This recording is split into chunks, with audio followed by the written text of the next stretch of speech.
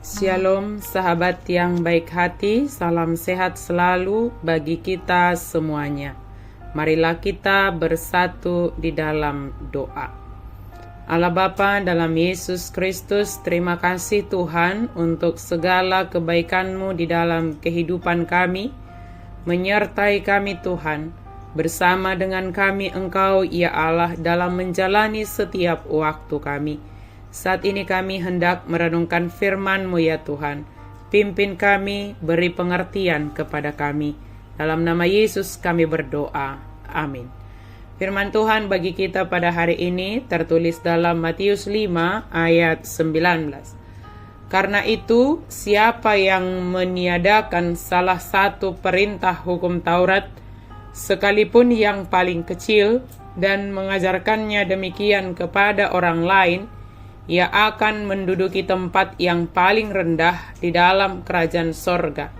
Tetapi siapa yang melakukan dan mengajarkan segala perintah-perintah hukum Taurat, ia akan menduduki tempat yang tinggi di dalam kerajaan sorga. Asa manangise na mangarupakkon sada sian akapatik na mekmeti, jala dipodahon ni tujolma, ima goaron na mek di harajaon banua gijangi. Alai na mangulahon jala mangajar hossa, ido goaron na balga di harajaon banua gijangi. Melakukan dan mengajarkan perintah hukum Taurat. Jika kita membaca ayat ini, apakah ini berarti seolah-olah ada yang masuk kerajaan sorga tanpa percaya kepada Yesus, dengan hanya sengaja tidak mengindahkan satu hukum Taurat? Yang saya pahami, bersalah terhadap satu hukum Taurat berarti bersalah atas semuanya. Bagaimana bisa masuk kerajaan surga dan tidak ada keselamatan di luar anugerah Yesus Kristus itu yang telah mengorbankan dirinya bagi kita. Jika dikatakan meniadakan atau memperlunak di ayat 19, itu adalah untuk sindiran kepada orang Farisi yang meniadakan atau tanda kutip memperlunak hukum Taurat. Misalnya, Tuhan Yesus pernah menegur orang Farisi sebab mereka tidak menghormati orang tua. Mereka memakai dalih berbakti kepada agama dan mengabaikan bakti kepada orang tua. Matius 15 ayat 3-6. Orang-orang seperti ini, walaupun kelihatannya saleh, mereka mendapat tempat yang terendah. Dan memahami ayat 19 ini, kita tidak bisa lepas dari ayat sebelum dan sesudahnya. Jika kita lihat, Yesus datang ke dunia ini, Dia datang bukan untuk meniadakan hukum Taurat, tetapi Dia datang untuk menggenapinya. Sebab tidak ada orang yang bisa sempurna melakukan hukum Taurat.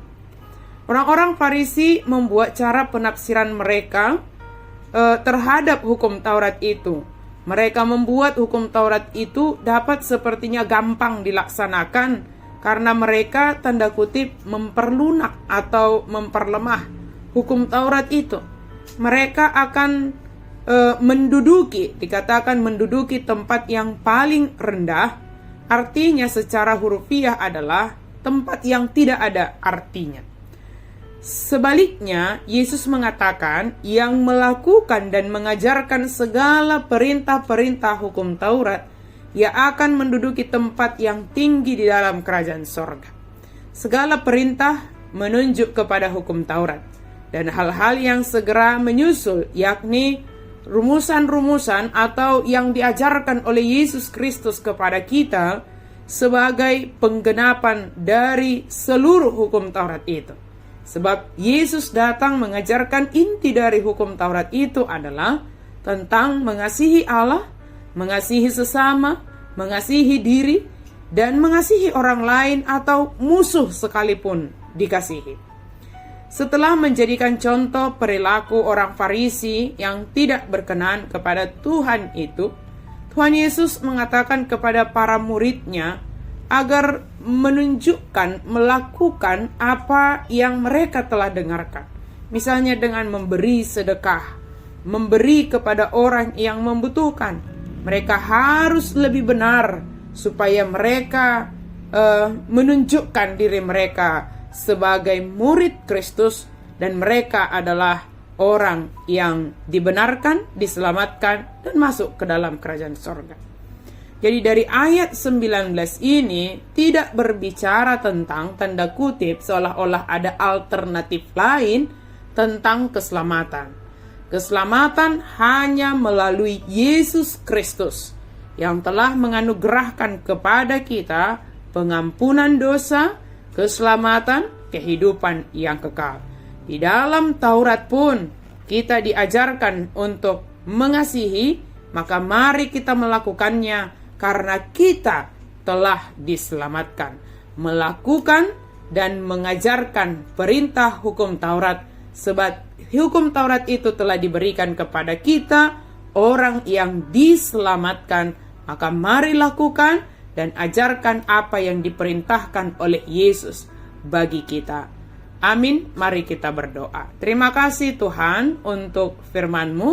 Biarlah apa yang Engkau perintahkan kepada kami boleh melakukannya, dimampukan, ditolong untuk melakukannya.